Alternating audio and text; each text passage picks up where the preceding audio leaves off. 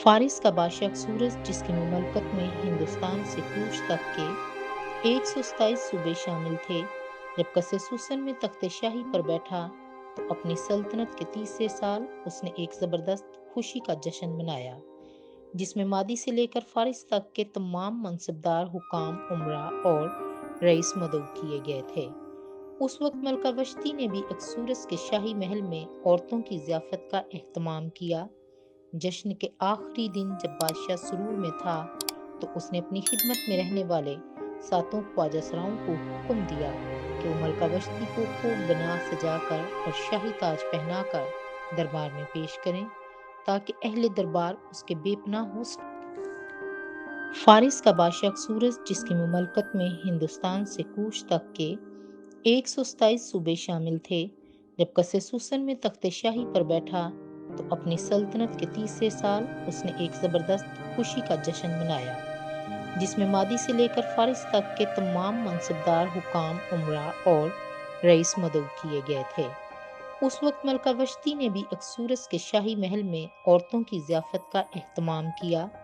जश्न के आखिरी दिन जब बादशाह सुरूर में था तो उसने अपनी खिदमत में रहने वाले सातों ख्वाजा सराओं को हुक्म दिया कि वो मलका वश्ती को खूब बना सजाकर और शाही ताज पहनाकर दरबार में पेश करें, ताकि अहले दरबार उसके बेपनाह हुस्न का मुजाहरा कर सकें। मगर जब बादशाह का हुक्म मलका वश्ती को दिया गया तो उसने दरबार में आने से साफ इनकार कर दिया। जब बादशाह को इसकी इत्तला दी गई तो वो नहायत ही गजबनाक हुआ। बादशाह का दस्तूर था कि अदल व इंसाफ के मामलात में वो अपने मशीरों से सलाह लिया करता था। जब उनसे पूछा गया कि ऐसे मौका पर क्या करना चाहिए और कानून के मुताबिक मलका की इस हुक्म अदूली की मुनासिब सज़ा क्या हो सकती है, क्योंकि जब ख्वाजा सराओं की ज़बानी उसे दरबार में आने का हुक्म दिया गया तो उसने हुक्म की तामील नहीं की। ममुकान ने बादशाह और उमरा के हुजूर में अर्ज़ किया कि मलका वश्ती ने न सिर्फ बादशाह की बल्कि दरबार के तमाम उमरा और इस वसी सल्तनत के हर आदमी की तौहीन की है, क्योंकि मलका वश्ती की इस हरकत से शर्म पाकर सल्तनत की तमाम औरतें अपने शोहरों की हुक्म अदूली करने लगेंगी और कहेंगी कि जब अक्सूरस बादशाह ने अपनी मलका को अपने हुजूर आने का हुक्म भेजा तो वो ना आई, और आज ही जब इस वाक़या की खबर फारिस और मादी की सब बेगमात को होगी तो वो भी ऐसा ही रवैया अपनाने लगेंगी और सल्तनत में चारों तरफ गम और गुस्सा की लहर दौड़ जाएगी। बस अगर बादशाह सलामत को मंजूर हो तो हम चाहते हैं कि एक शाही फरमान जारी किया जाए जो फारिस और मादी के आइन में भी दर्ज किया जाए, ताकि आइंदा किसी को ऐसी जुर्रत न हो सके और मलका वश्ती को शाही हरम से निकाल दिया जाए और उसकी जगह किसी दूसरी मौजू मलका का इंतखाब किया जाए। बस जब बादशाह की वसी सल्तनत में इस फरमान शाही का ऐलान किया जाएगा तो हर औरत को अपने शोहर की ताबेदारी करना फ़र्ज होगा, वो किसी भी आला या अदना ओहदा पर मामूल हो। बादशाह और उसके तमाम उमरा को ममुकान की ये बात पसंद आई और बादशाह ने ममुकान के कहने के मुताबिक किया। इन बातों के बाद जब अक्सूरस बादशाह का गुस्सा ठंडा पड़ गया तो उसे याद आया कि मलका वश्ती ने क्या किया था और ये भी उससे क्या सज़ा दी गई थी।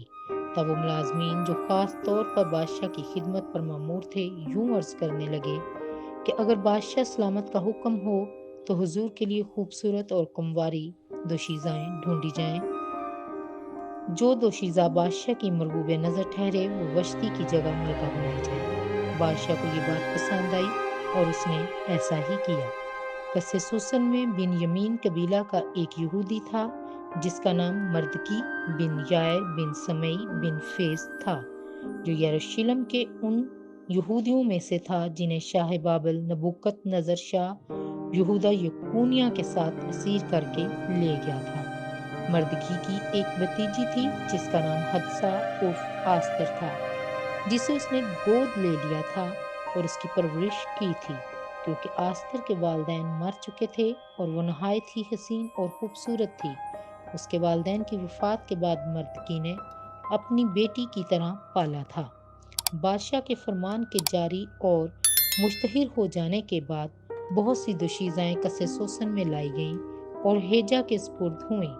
आस्तर भी बादशाह के महल में पहुंचाई गई और वो भी हेजा के सुपुर्द की गई, जो سے پہلے ہی تاکید کر دی تھی کہ وہ یہ باتیں کسی کو نہ بتائے۔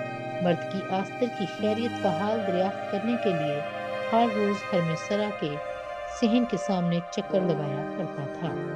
جب آستر کی باری آئی، جسے مردکی نے پالا پوسا تھا اور جو اس کے چچا ابی خیل کی بیٹی تھی، کہ وہ بادشاہ کے پاس جائے، تو وہ فقط وہی کچھ لے کر بادشاہ کے حضور پہنچی جو ہرمسرا کے نگران ہیجا نے تجویز کیا تھا۔ آستر ہر دیکھنے والے کی نظر میں مرغوب تھی۔